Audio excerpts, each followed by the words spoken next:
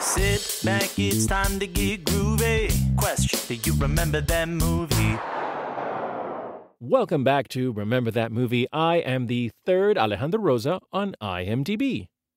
And I'm Steve Johnston, not on IMDb. Welcome to our little podcast. Alejandro, what is it we do here for the uninitiated? We talk about movies that we may have seen or not seen in the past, and we look at them through the eyes of today and see how they hold up. So, Steve, please tell us, what are we doing for this episode? For this episode, we are visiting 1981's spy comedy, Condorman. Condorman! Condorman! That's right, that's actually more accurate. Condorman. When did this movie come out? This movie came out in August of 1981. I was genuinely surprised when I asked you, or I told you rather, the name of this movie, and you said, "Oh, I know of that one. I might have watched it." Had you actually watched this movie before? Way back when? So when you said Condorman, I had a vision pop into my head of a man in a costume. I wasn't sure if that was the movie because it was all the way in the back of the memory banks. I love that image has burned itself into your brain way at the back. Yes, way in the back. I actually looked up the trailer for Condorman, and I stared at the trailer, and I went, I feel like I have an old childhood memory of this film. So, once again, my favorite sponsor, Home Box Office, HBO, or Max, or whatever the hell they're calling it this month, they had that movie on there, and I watched it as a kid. Now, this came out in 1981, so I wasn't watching it then, but at some point, I would guess in the late 80s or early 90s, probably the late 80s, they were playing this on HBO a lot. Excellent. What about you? What is your relationship to Condorman? This is a movie that I actually saw after you did. So, given our ages, I was a little older when I saw it. And to get to this movie, I have to do a very brief trip back into my personal history. So please bear with me. And of course, feel free to edit out as much of this as you see fit. Okay, go ahead. All right, we have to go back to the early 90s when I was in high school. And in high school, I lived for the theater. That was my thing. I was in the theater building pretty much every day, had parts in all 8 productions that we did over the 4 years that I was there. During this time, there was a musical that had started touring that was a big smash hit, and everyone was really into it because it was really good. It was a rock opera, which was strange. At least it was strange if you were my age or, around that time. And that musical was Andrew Lloyd Webber's Phantom of the Opera. I believe we went and saw it when it came to visit the city in which we lived, and I bought the soundtrack. And the soundtrack was of the original London cast recording, starring as the Phantom, an actor by the name of Michael Crawford. I shared the music with my parents. My dad really liked it, and my mom recognized Michael Crawford's name because she had seen him in an old British sitcom from the 70s. And that led me to do a little bit of research and discover that, he had actually been in a film called Condorman. And so purely because of Michael Crawford and wanting to know more about him and sort of his acting style, his, what parts has he played, I sought out, rented and watched this movie. I was introduced by my dad to the James Bond films, and this was like a James Bond film, but without the annoying gratuitous sex. It was just the spy stuff and some comedy thrown in, which at that age was freaking awesome. And so that was my history with the movie. And I picked this one specifically because I wanted to go back and see if it was anywhere near as good as I remembered it being. Now, just for to fill in the blank, who did Michael Crawford play in Condorman? He plays the titular Condorman, a gentleman by the name of Woodrow Wilkins, or as he is referred to throughout the movie, Woody. One important detail, which is for the purposes of this story, is that Woody makes comic books. Now, I was a comic book kid. Grew up loving comic books, loving everything superheroes. When I was a kid, there were 2 things that I wanted to do. Number 1, go to the movies. Number 2, go to the comic book store. And there was like one true comic book store. There was nothing in there except comics. They didn't sell anything else. And that was called Metro Comics in Puerto Rico. And my friend Isaac confirmed this evening that Metro Comics still exists. And in fact, he has continued to go.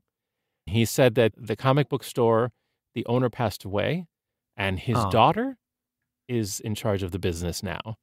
But it's still there. I Googled it, and it was so surreal. And I'm like, I haven't thought about this for years. I mean, I was a kid. And it was also special because you could order which comics you wanted in advance. Mm-hmm. And then when it was the day that these things came out, you went to the store and you gave them your name, and they'd hand you a little white paper bag that had all of the comics. You felt like royalty when they handed that bag to you. So amazing, right? And the moment you got in the car, you just ripped into everything. And so by the time you got home, you had already read them all. And then you read them again. I share that story. I mean, it had all the elements of something that I, as a small child, would have absolutely adored. So I did, clearly, because I watched it a lot and then forgot about it entirely until you brought it up. So. Oh, fantastic. So before we continue, we probably want to tell these people what this film is about. CIA agent Harry Oslo is in charge of arranging a paper exchange. Some documents are going to be handed from the Americans to the Russians, but the Russians have specified that there should be no actual agents involved. It should just be civilians. Harry thinks, and he happens to know Woody, an American comic book creator who is currently working in Paris, where Harry happens to be stationed. Woody loves the idea, leans into it, and plays the role of spy. The exchange goes relatively well, in that papers are actually passed, though not before a tussle with some opposing forces. Upon returning to Paris, it is discovered that the agent that Woody had handed the documents to is now interested in defecting. But she is only interested in defecting if Woody, or Condorman, as he introduced himself, is the one to handle her escort from the east to the west. And so Woody agrees to do this for the CIA, but on one condition. The CIA must actually build for him all of the little gadgets that he has designed in his comic books for Condorman to use. Armed with this arsenal, he heads out to collect Natalia, the Soviet spy, and escort her to the west, but they are pursued naturally by the KGB, by Natalia's boss Krokov, and his henchman Morovich, whom we will talk about a little later. And basically a series of fun little adventures occurs as they try to get her to freedom. Awesome. Well done. Who is in this movie other than Michael Crawford? Other than Michael Crawford. All right, so the other good guy, well, quote-unquote good guy, fighting for democracy. We have Harry Oslo, who is played by James Hampton. He is an actor of both stage and film who has been in quite a few things. His big credit that seemed to pop up every place that I looked was for a role in an ABC sitcom called F Troop from the 60s. I know him from The China Syndrome. I don't know if you remember that movie, where he plays the PR director for the energy company, if I'm recalling correctly. He has a face that is unforgettable, a very distinct looking face. On the opposing side, head of the KGB office who is attempting to get Natalia back is Krokov, played by, returning to the podcast, Oliver Reed. We have seen him before. He has a 44-year career spanning things from the movie version of Oliver in 1968, where he played Sykes, all the way up to Gladiator in 2000, where he played Proximo. But you and I know him as the god Vulcan in The Adventures of Baron Munchausen. He is the jealous husband who has one of my favorite lines in the whole movie, just because I find it hilarious for a god to be talking about the ballroom and shouting, "Nice, innit?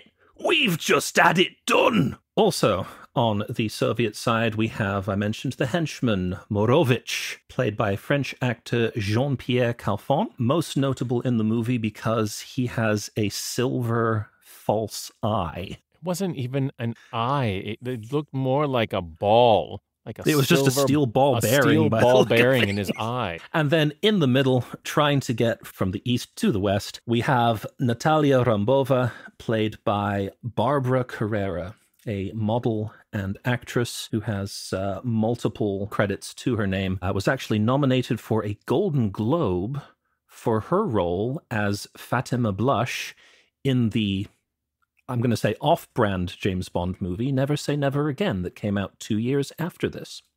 Wow.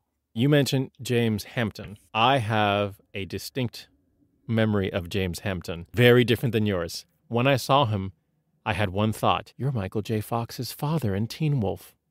Yes, that's right. And I just remember that voice. I remember his kind of sweetness. I was like, this has got to be the same guy. Sure enough, it is. It is. What about the head of the FBI? What is his name, and do you know him from something? Because I do. The character's name is Russ, director of the FBI branch, not the FBI, the CIA branch in Paris. That's right, CIA. And he is played by Dana L. Carr. Now, I recognized the face, but I could not place him. All right. I know for a fact that I can place him with one title. And I apologize if Dana Carr is an incredible actor with tons of credits, but I only know him from one. He was in MacGyver.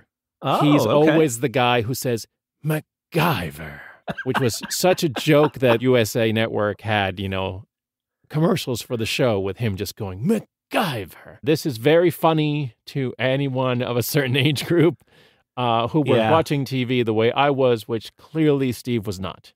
No, I didn't get into MacGyver as much as perhaps I should have. Well, you are the lesser for it.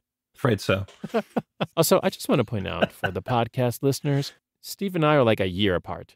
So don't be acting like we are from different generations of TV or film watching. Every once in a while, you're like, well, I'm a little bit different in age. It's a year. It's a year. It's a year. So anyway. Sorry, I tend to forget that. So. Oh, that's real nice.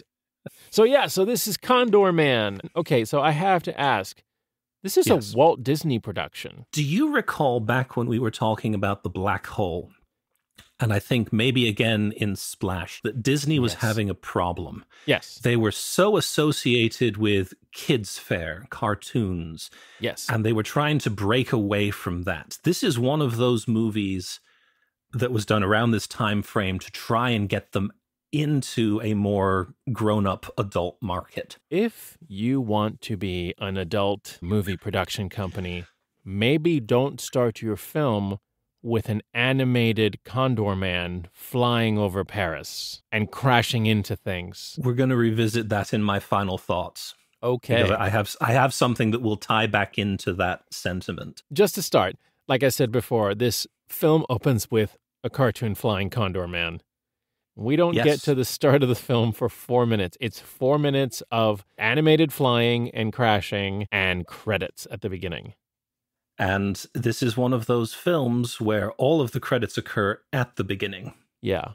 Hence the longevity. And then it opens with Woody in a costume on the Eiffel Tower and his friend down below with a camera. And then he jumps off and sort of glides for a while until one of his wings breaks, and down into the water he goes. And also they point out that his friend Harry, who is very sweet and lovable, works for the CIA. They have this request for an exchange of documents. He is left in charge and told, find a civilian. He looks at his friend Woody and says, all you have to do is get on a train to Istanbul, go into this place, hand the documents over, and leave. That's it. Which I will say, in retrospect, does seem a little weird and very dangerous for one civilian person to just be told.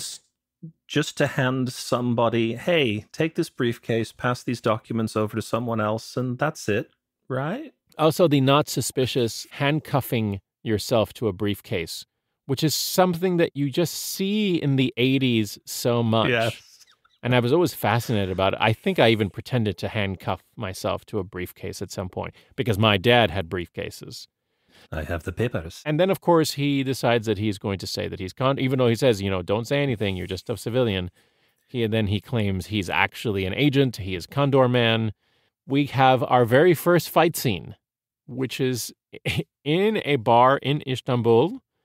And it's the kind of comedic fight scene that is a man who is not trying to fight, but is accidentally winning.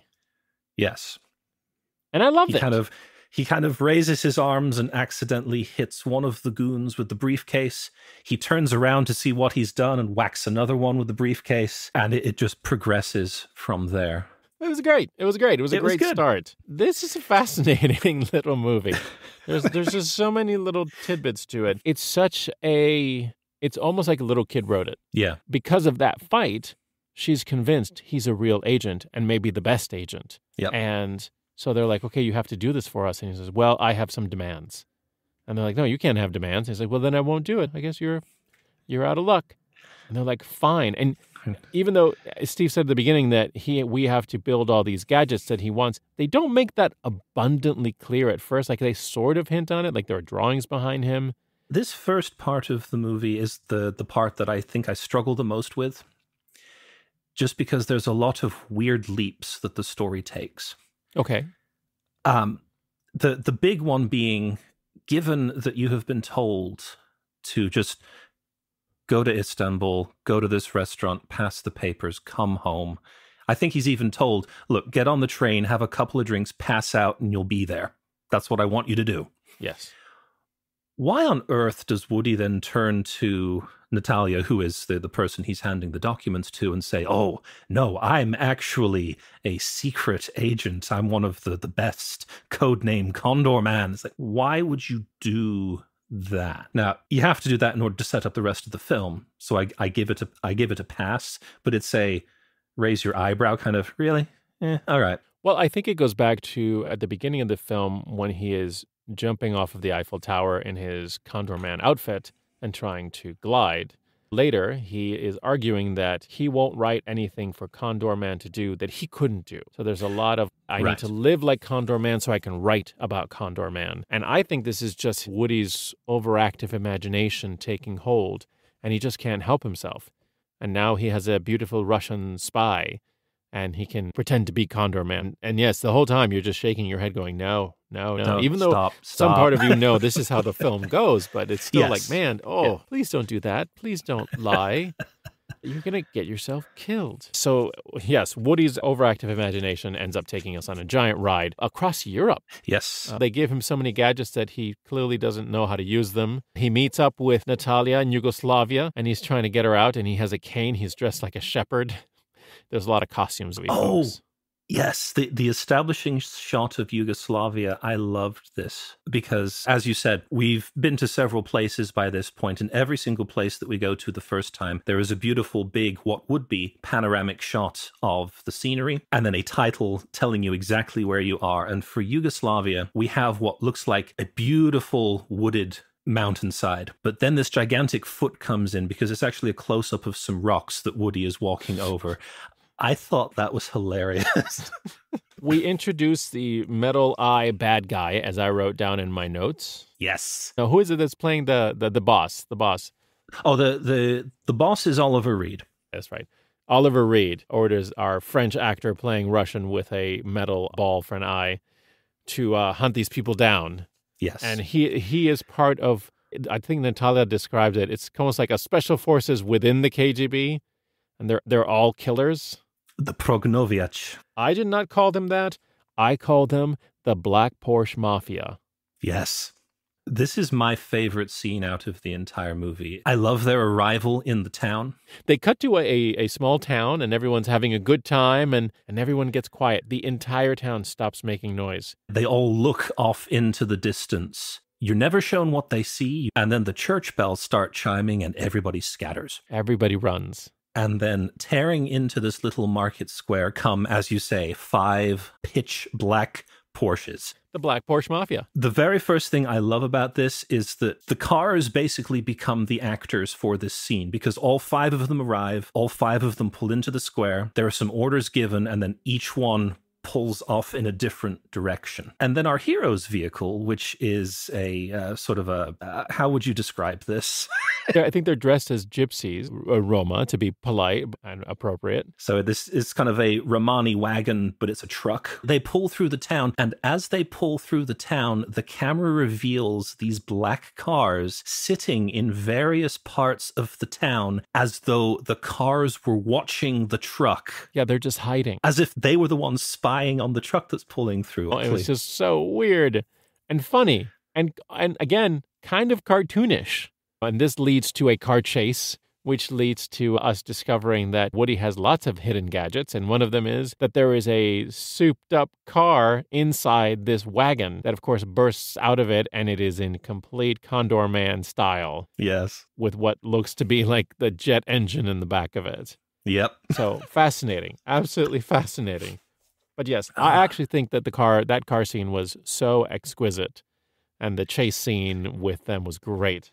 There is a reason I feel for that, and that is because the car scene was orchestrated by a gentleman by the name of Rémi Julian, who was a French stunt driver who did the car chase in the original Italian Job, as well as car chases for 6 James Bond films. And he said of his work that you recognize a good car chase because it's fresh and surprising. A bad one reminds you of 100 that you've seen before. That is why this scene is so very well put together, because he was working on it. The one bit that just lives rent-free in my mind is that we now have the 5 black cars chasing the Condormobile. Woody pushes a button and a machine gun pops out the back, and immediately the 5 black cars just unzip to the sides of the road, like 3 this way, 2 that way.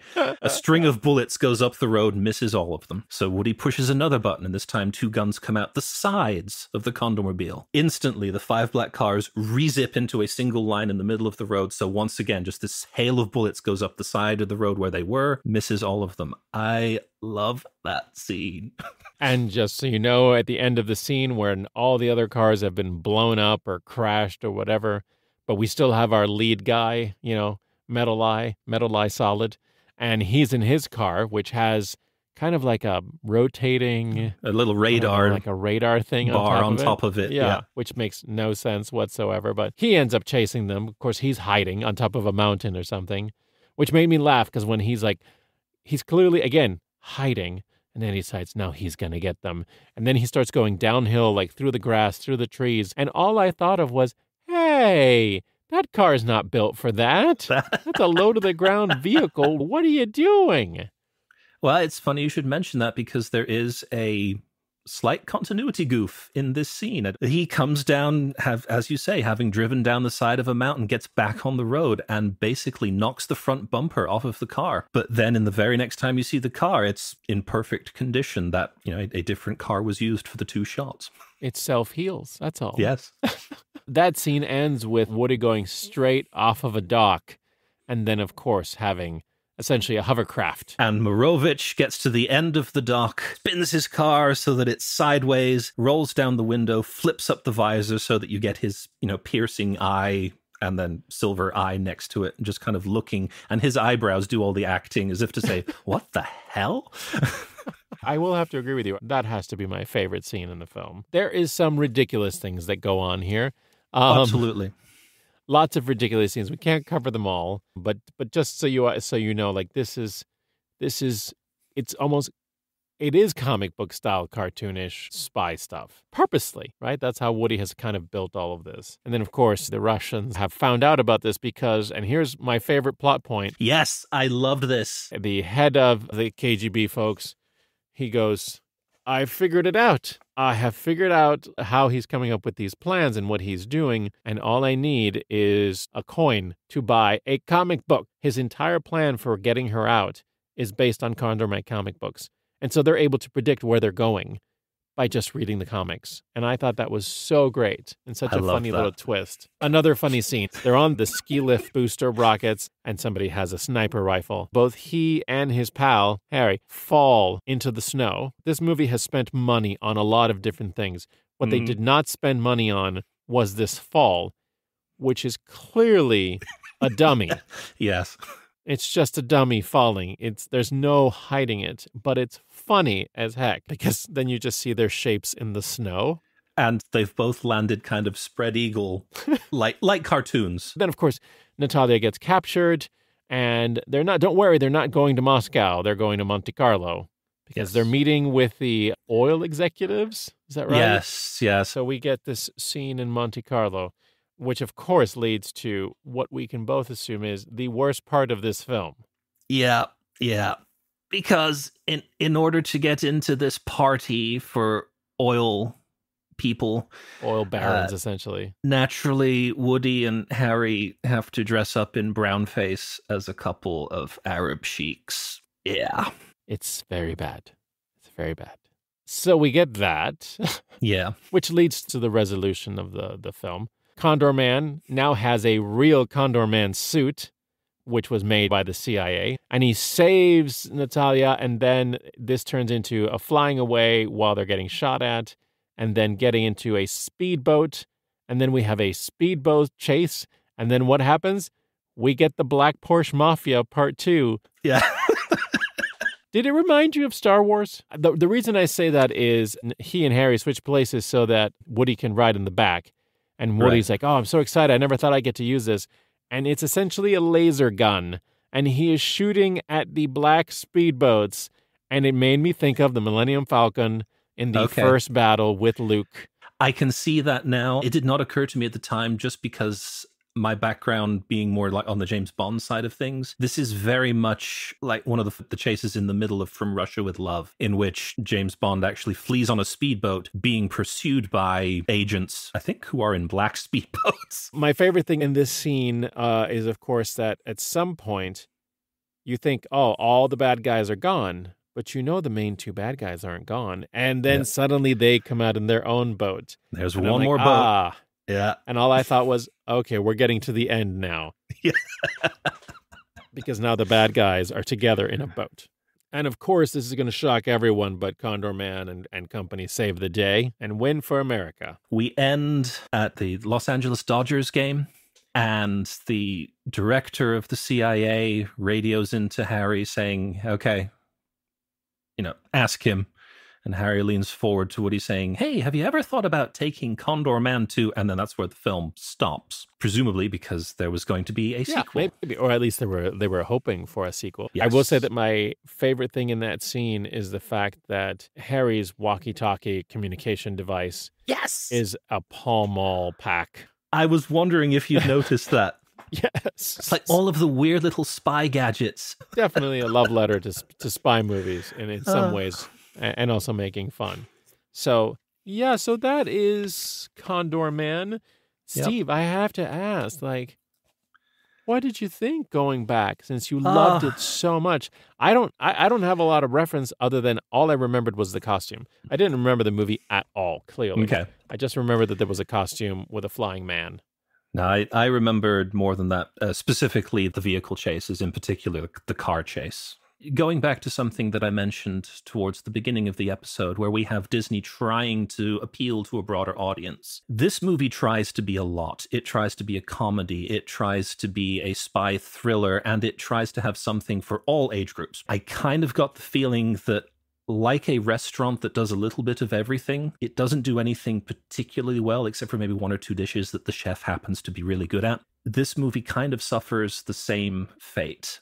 I think it is a fantastic spy movie. I loved every single part that was spy-related. The comedy bit is where it faltered for me. And it faltered because it tried, I think, to do too many different styles of comedy, versions of comedy. Therefore, I found myself laughing hysterically at some bits and then just kind of going, rolling my eyes and cringing a little at others. A good example of this is in the restaurant in Istanbul, where Woody comes through the door. He's wearing a trench coat and fedora. He takes a drag of his cigarette and then throws the cigarette over his shoulder, where it lands in a plate of food being carried in the opposite direction by a waiter. It is a brilliant little sight gag. It's never referenced again. It's just, oh, that happened. Well, that's kind of amusing. And that gets undercut, I feel, by the fact that the very next thing Woody does is take a step forward, trip over his own feet, lands on one of the tables, and then gets assaulted by an angry waiter wielding a flaming kebab.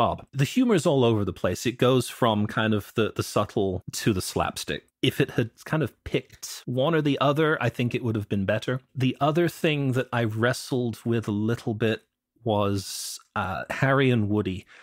Are they bumbling idiots or are they brilliant spies? Because this movie wants them to be both at the same time. Now, those complaints being said, I still love this movie. This was so much fun. It was enjoyable as all get out, with, the exception of a couple of cultural insensitivities along the way. What did you think? Because I think this is the first movie that we have watched where both of us have had multiple viewings when we were younger.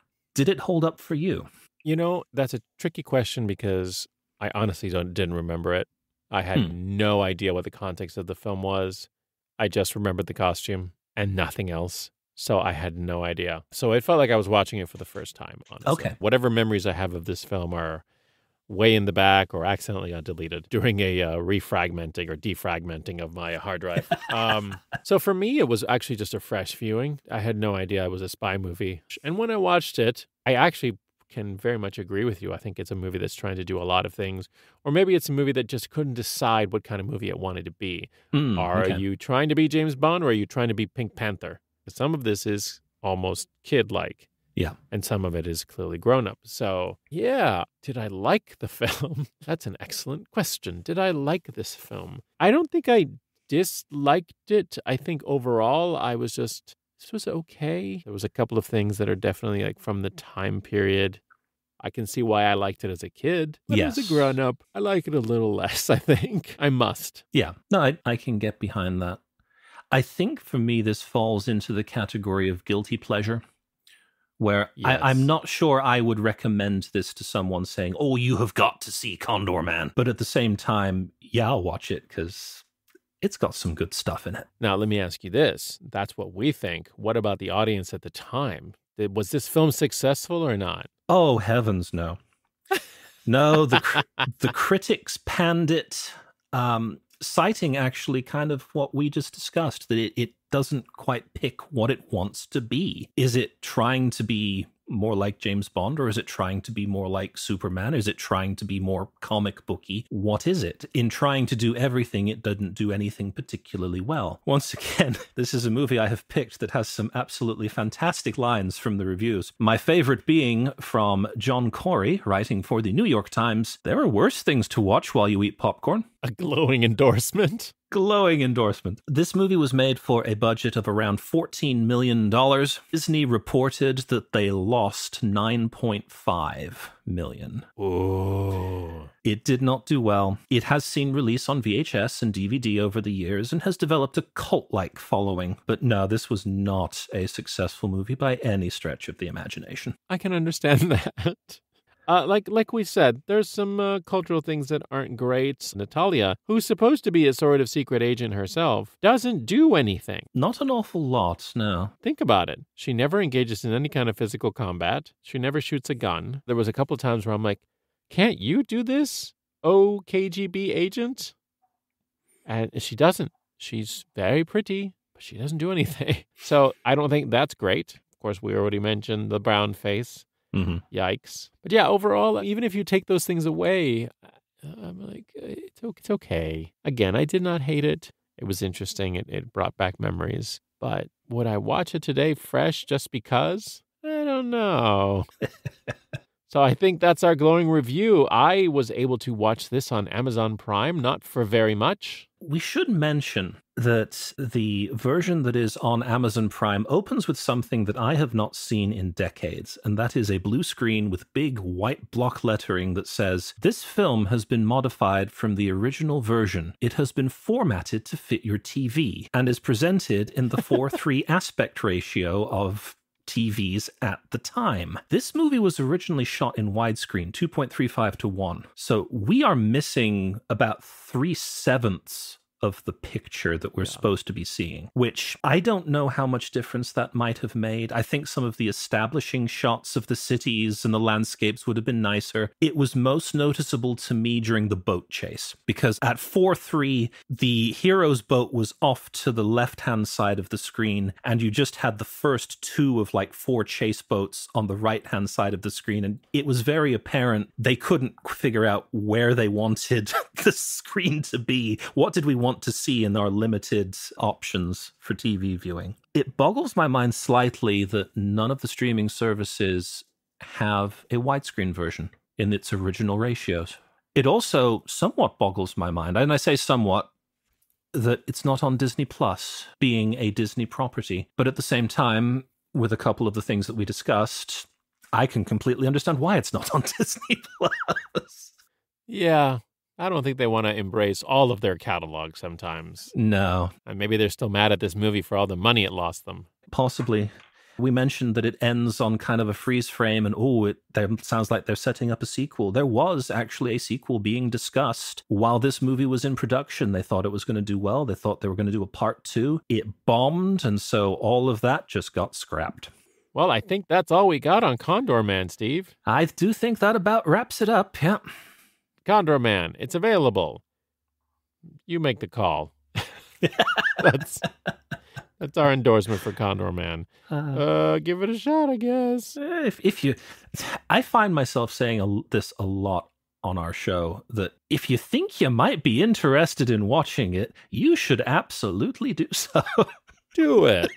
Well, sir, that was my pick. In following with tradition, I do believe that our next film is entirely up to you. Do you have something in mind for us? I have a film that was actually suggested to us by one of our wonderful listeners. Mary said, you've got to do this one. Very good. We are going to attempt to go back into animated land. Ooh. We're going to stick with the 80s just for now. We'll switch out after this, and we're going to go to 1982 for the American animated fantasy adventure film, The Secret of NIMH. Oh, nice.